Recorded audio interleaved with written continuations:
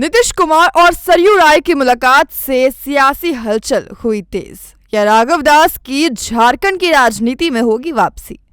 झारखंड विधानसभा चुनाव 2024 को लेकर सभी प्रमुख राजनीतिक दल जहां अपनी तैयारियों में जुट गए हैं, वहीं विभिन्न पार्टियों के नेता भी चुनावी मैदान में उतरने के पहले राजनीतिक समीकरण को दुरुस्त करने में जुट गए हैं।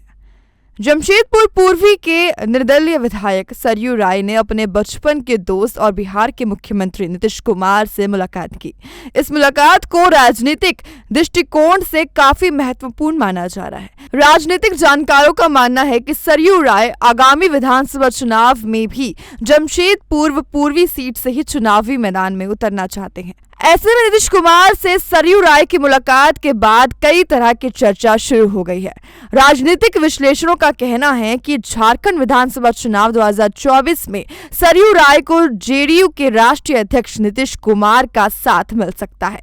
सरयू राय ने वर्ष 2019 में विधानसभा चुनाव में बीजेपी से टिकट नहीं मिलने पर निर्दलीय चुनाव लड़ने का फैसला लिया।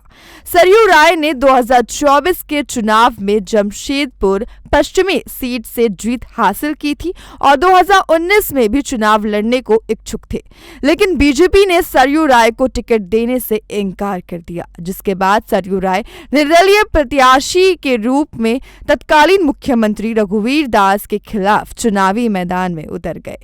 चुनाव में सरयू राय की जीत हुई और रघुवीर दास को करारी हार का सामना करना पड़ा, जिसके बाद कुछ महीने बाद रघुवीर दास को ओडिशा का राज्यपाल बना दिया गया।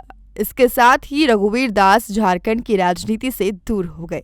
राजनीतिक विश्लेषणों के अनुसार निर्दलीय विधायक और पूर्व मंत्री सरयू राय बिहार के सीएम नीतीश कुमार का समर्थन हासिल करके एक तीर से दो निशाना साधने की कोशिश में है।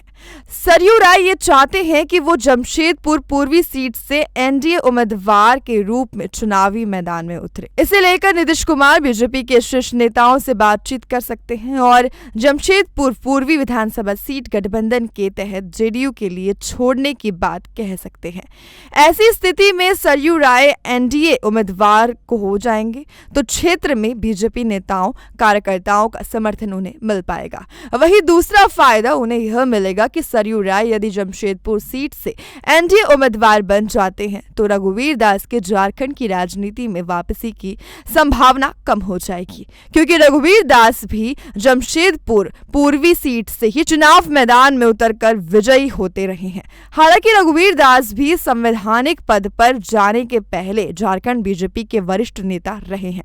ऐसे में यदि जमशेदपुर पूर्वी की सीट पर सरयू राय को मिल जाती है तो रघुवीर दास जमशेदपुर पश्चिमी सीट से चुनावी मैदान में उतर सकते हैं। लेकिन इससे पहले बीजेपी नेतृत्व और रघुवीर दास को ये तय करना है कि वो अभी झारखंड की सक्रिय राजनीति में वापस लौटेंगे या नहीं। नीतीश कुमार और सरयू राय को करीब से जानने वाले लोगों का कहना है कि वो दोनों पटना साइंस कॉलेज में पढ़ाई के दौरान हॉस्टल में एक रूम शेयर करते थे।